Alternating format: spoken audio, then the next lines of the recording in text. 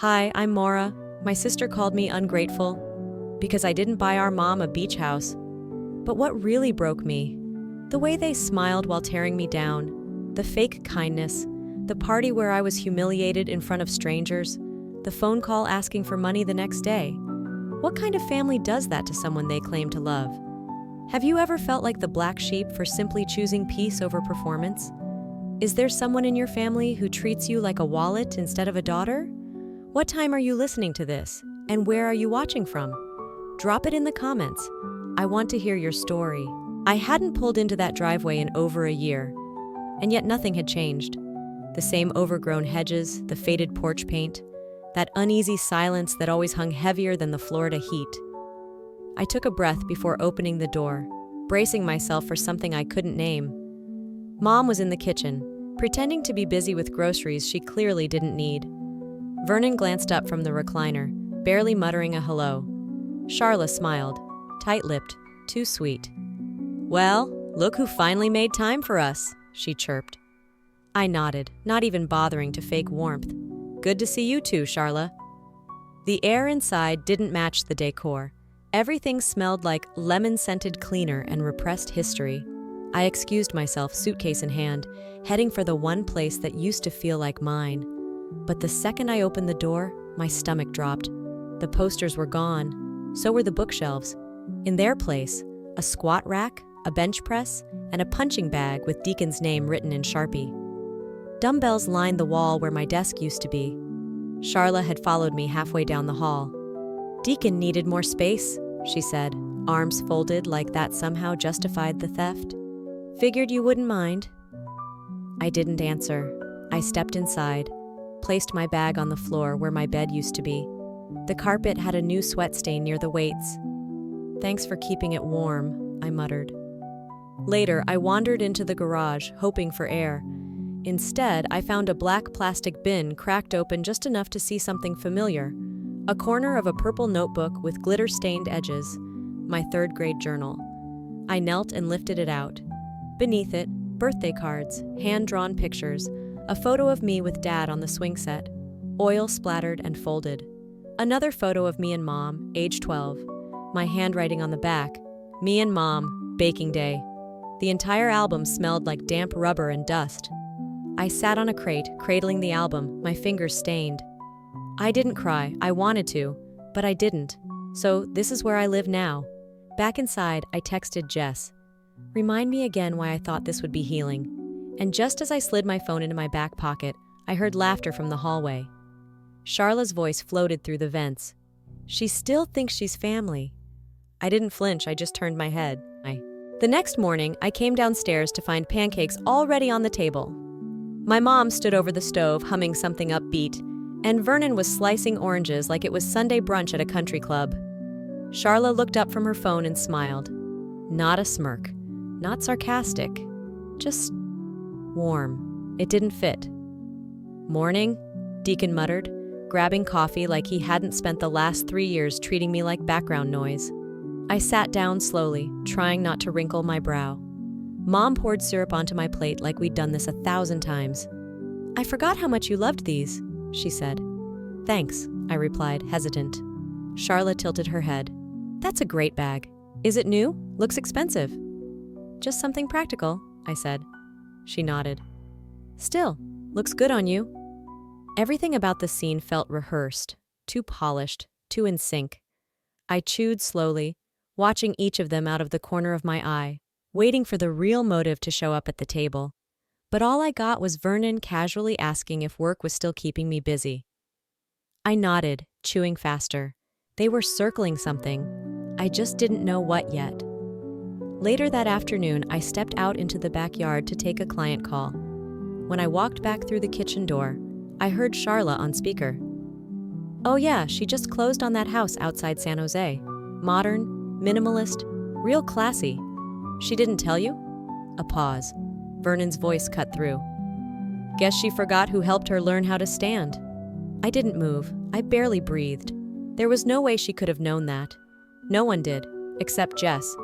And only because I'd messaged her late one night, debating if I should post the photos. I'd never spoken it aloud. I hadn't even updated Mom. My chest tightened. She had read my messages. That was the only explanation. I backed away from the door, silent, stomach turning. I spent the rest of the day dodging eye contact. Every laugh felt too sharp, every compliment like bait. That night, we all gathered in the living room. The lights were low, the wine was flowing. My mom turned to me, glass in hand, her voice sugar-sweet. "So, how's the new house?" I blinked. "What house?" She laughed. "Oh, come on, don't be coy. Charla said it's beautiful." Vernon added, "You always had a good eye. Bet it's a showstopper."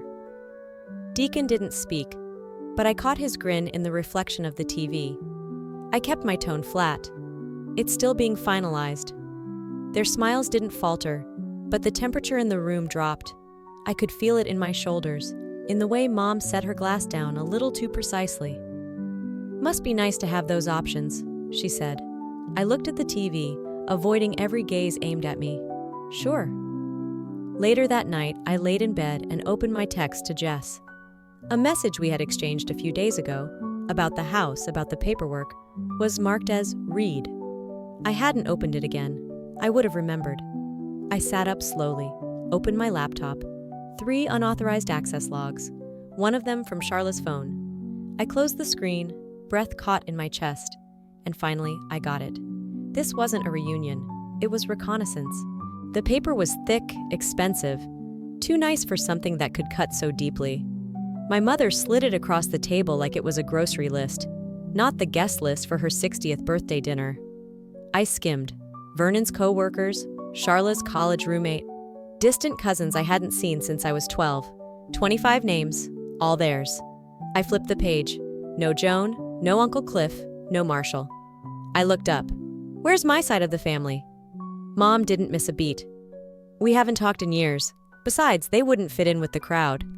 The smile she wore was soft, polished, like she was doing me a favor by saying it kindly. Something inside me blinked off. I excused myself before my throat gave me away. That night I stood by the window in my room. Charla had apparently decided it was too cluttered for her taste and redecorated it last year and stared at the streetlights. I dialed Aunt Joan. "Maura?" Her voice was shocked but steady. I swallowed. "I just wanted to hear your voice." A pause. Then she asked, "What happened?" So I told her. Not everything, just enough. The guest list, the smile, the sentence, they wouldn't fit in. Joan exhaled hard. "She's been rewriting the story for years, baby." I stopped trying to hold a pen. "What do you mean?" She hesitated, then said, 16 years ago, your grandfather passed, left behind a rental property. It was supposed to be split between her and me." I sat down, heart ticking faster. She had the paperwork changed, said she'd handle the taxes. Next thing I knew, my name was gone. She never told me. She didn't want you to know. I stared down at my hands. They looked too much like hers. That used to comfort me. She shut me out, never spoke to me again. I thought maybe someday you'd ask. My voice was small. I should have asked sooner. You're asking now. The next morning, I wrote 3 simple notes. One to Joan, one to Uncle Cliff, one to Marshall. I didn't explain much. You were there for me when no one else was. I'd be honored to have you at Mom's dinner. I sealed the envelopes without hesitation. This wasn't rebellion, it was reclamation. That evening, I passed by the fridge and saw a photo held up by a pineapple-shaped magnet. Vernon's extended family posing at a barbecue. Below it, a handwritten place card that read Emily Tate, Charla's friend, a stranger. I opened the drawer next to it and found a neat row of printed name tags. There wasn't one for me. The kitchen faucet let out a violent sputter, spraying water across the counter. My mother sighed like the world was falling apart. She pressed her fingers to her temple, turned to me with a thin smile. "This house is dying around us," she said. "You'd think after all these years we'd catch a break, but repairs don't pay for themselves." I grabbed a towel, wiped the mess in silence. Before I could speak, Vernon strolled in, patting his neck with a cool cloth. "You remember last summer?" he said. "HVAC died. We nearly had to sleep outside. Felt like camping, if camping came with heat stroke." Deacon, passing through with a granola bar, mumbled, "Still sharing a bathroom, that's fun." No one looked directly at me, but every sentence bent toward my seat at the table. an invisible finger pointing. Later that morning, I got a text from Charla. Quick errand? Just a real estate thing. Thought of you. 10 minutes later, we were parked outside a mid-century home with a crumbling porch and big bay windows. Walk with me, she said, swinging the gate open. Inside, she moved like she was just browsing, fingertips grazing the counters, tilting her head at the ceiling fan, tapping a bathroom tile with her heel. Don't you think Mom would like something like this? She asked. Low maintenance, safer too. These hallways are wide, showers level. I didn't answer. She didn't wait. I mean, not saying you should, but imagine her here, comfortable, close to you, somewhere she can breathe. My stomach clenched. She never said the words. She didn't have to. That night, over meatloaf and mashed potatoes, the suggestion evolved. Charla told me about that place, my mom said gently, dabbing the corner of her mouth with a napkin. I wouldn't expect anything, of course, but the idea of it made me smile. I didn't look up. Vernon added, Must be nice, having options. I pushed my food around my plate. The warmth from the kitchen didn't reach the air around me. They weren't asking.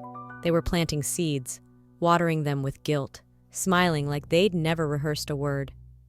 After dinner, I stepped onto the porch, letting the screen door creak shut behind me. The cicadas hummed. The sky was low and heavy, like it wanted to press me down. I typed a message to Jess. They're not even asking, they're laying landmines. Behind me, the door clicked open. Charla stepped into view, arms crossed, a knowing smirk on her lips. You okay? She asked. I didn't answer. The garage smelled like mildew and worn-out promises. I was looking for a folding chair. What I found instead was a small cardboard box, half collapsed under a plastic storage bin. I bent down to move it and something slid out, an invoice. Not just any invoice. A detailed work order from a licensed home repair company, full HVAC assessment, plumbing overhaul, electrical safety check, date stamped 2 months ago. Across the bottom, in thick red marker, declined by homeowner. And there it was, Vernon's signature. I stared at it, letting the weight of it settle in. So the house hadn't been falling apart by accident. It was theater, a set piece. Cracks left unsealed, wires untouched. They didn't want solutions. They wanted leverage. They wanted me to feel responsible for the rot they cultivated. Dinner that night tasted like dust. Meatloaf again, but no one was eating. Mom sighed over the salad. The oven's barely usable. Can you imagine baking with only one working coil? Charlotte jumped in with a dramatic inhale.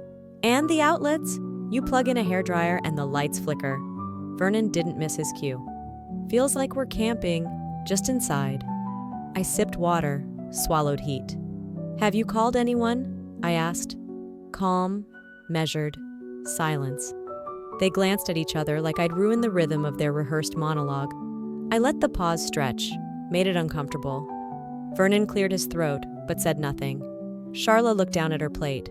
Mom forced a smile. I mean, I added, clearly you know what's broken. Seems like a place to start. No one responded. Later, as they moved to the living room, I slipped into the hallway. Charla followed, arms crossed. You know, they're not trying to pressure you. I turned to face her. Maybe not with words, but the silent screams. She blinked. Maura, you're used to playing subtle, I said. I'm not playing anymore. I walked away before she could speak. Back in my car, I opened the voice recorder app on my phone. Hit record. They want a show, I whispered. I'll give them one, but it won't be the one they're rehearsing. I saved the file under a new folder. The last time I'll be their puppet. I arrived before everyone. That was the plan. I needed time to breathe, to pretend this night wasn't already layered in dread. The restaurant smelled like lavender and baked butter. The lighting was warm. The flowers matched Mom's favorite shade of blush. I triple-checked each name card like I was arranging a peace treaty. Guests trickled in, Vernon's cousins, Charla's old roommate, a woman I didn't recognize who hugged Mom like they shared blood. Then Joan walked in, Cliff behind her, and Marshall followed with that hesitant smile of his. They found their corner quietly, family by heart, if not by seating chart. I gave my speech midway through dinner. Nothing dramatic, a few words about growth, about beginnings. I handed Mom a slim white box. Inside, 2 first-class tickets to Hawaii, 10 nights in a beach villa with ocean views, and an itinerary built for rest. She smiled, but something behind her eyes stayed still. "A vacation?" she said, loud enough to hush the forks. Charla exhaled like I'd forgotten a birthday. "It's not about beaches, Maura," Vernon leaned in. "I thought she'd get the hint this year." "It's about roots," Charla added, folding her napkin like a lawyer closing a case. "Stability. This family deserves a home." The air thinned. Everyone stared. I looked at my mother. She didn't defend me, didn't say stop. Her arms crossed, her jaw tight. "Some people think showing up is enough," Charla said, "but presence isn't provision." I stood there, still holding the box. I didn't cry. I didn't flinch. "Got it," I said. I turned to Jess, my friend near the bar. "Can you get security, please?" Gasps rose around the table like steam. Charla's chair scraped loudly against the floor. "You're being ridiculous." I faced my mother one last time. "You didn't lose a house tonight," I said. "You lost your daughter." And then I walked out, heels quiet against tile, breath steady. Behind me, the restaurant sat in stunned silence. The light from my phone screen burned in the dark as I scrolled through photos, just trying to drown out the noise still echoing in my head from last night. Everything about that dinner felt staged, except the betrayal, which was painfully real. That's when I saw it. A post from Vernon's daughter dated a year ago. Mom standing on a cliff in Maui, wind in her hair, sunglasses perched perfectly. She was beaming, wrapped in Vernon's arms, the ocean behind them like a postcard. "Surprise anniversary trip for Mom and V. So deserved." I stared at the caption until the words blurred. My jaw locked. I remembered every penny I had saved to buy her that Hawaii gift. I remembered her saying, "I've never been anywhere tropical." I remembered her smile, small, restrained, like she couldn't quite believe she was worthy of it. She'd been. She just hadn't wanted it from me. My chest tightened with a pressure that didn't quite become tears. Not this time. Then my phone rang. It was her. I let it buzz. 5 rings. Voicemail. It rang again. I answered. Her voice was composed like nothing had happened. "It's about Deacon. He had a little accident. His car needs some work." I didn't say a word. "It's not much. I thought maybe if you had some flexibility this month," I cut in. "You mean the car he posted on Instagram? The one with the new rims? That accident?" There was a pause. Not long, just enough. "Oh, I didn't know he posted. It's not what it looks like." "You lied." I didn't shout. I didn't need to. "You knew exactly what this was." "Maura, I stood up, walking out to the porch, phone pressed tight to my ear. "You needed a house. I gave you a trip. Now you want cash? You're twisting everything." "No." I stopped at the edge of the steps. "You twisted me into thinking love meant giving, that I was only good if I handed something over." The silence stretched between us like smoke. "You broke something in me," I said, "and you keep chipping away at what's left." She didn't answer. I didn't wait. I ended the call mid-sentence, walked back inside, and opened my laptop. The letter was already written. Had been for months. I'd just never sent it. Subject: termination of financial ties. I attached it to an email, paused, then hit save instead of send. Not yet, but soon. My phone lit up on the desk. The name on the screen didn't surprise me. I stared at it for a full ring cycle, then another. On the third, I answered. "Hey, sweetheart," Mom said like nothing had happened. "Listen, Deacon had a little accident. Nothing major, just a dent. But the repairs, well, you know how things add up." I didn't say a word. "I was wondering if maybe you could help out this time. I know things are going well for you lately." Her voice was sweet, measured, polished like porcelain. But behind it, I heard the usual pull, a string tied around my spine, tightening with each syllable. I waited until she finished. "You're calling me after everything?" I said. "To ask for money?" "It's not like that," she said quickly. "This is what family does. We help each other." "No," I said, sharper now. "When I needed a family, you gave me a spare room with no heat and told me to be grateful. When I gave you Hawaii, you wanted property. And now it's a check?" That's not fair. No, what's not fair is thinking I owe you because I survived you. Silence. You're being cruel, Maura. No, I'm being clear. I ended the call. The room was quiet except for the hum of the ceiling fan. I sat still for a while, watching the glow of the street lamp stretch across my carpet. Then I opened my laptop. I scrolled through my documents, stopping at a letter I'd drafted months ago, but never sent. Termination of financial ties. I opened it, reviewed each word carefully. My name, her name, the date. A line that read, effective immediately, all financial communication and requests are to be considered null and unwelcome. I didn't send it, not yet, but I saved it, printed a copy, folded it neatly. I texted Aunt Joan. Thank you for being the one who never asked for anything, but always gave everything. Her reply came within seconds. I was always here. You just had to look. Later, I poured a glass of wine and stepped out onto the porch. The air was thick but still. Crickets murmured in the grass.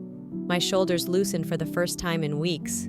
I held the wine against my chest, whispered into the dark. It's not revenge, it's relief. I hadn't planned on cleaning out the closet that night, but something about the silence in the house pushed me toward the storage boxes I'd left untouched since moving in. The cardboard flaps resisted at first, then gave way with a puff of dust and stale air. Tucked beneath a forgotten scarf was a small envelope. It wasn't labeled, just thick, heavy with time. Inside, a photo I hadn't seen in over a decade. Me and Dad, barefoot on the swing set, legs kicked high, mouths wide open with laughter. My hair was tangled. His baseball cap was backwards. I flipped it over, in case she ever forgets where she belongs.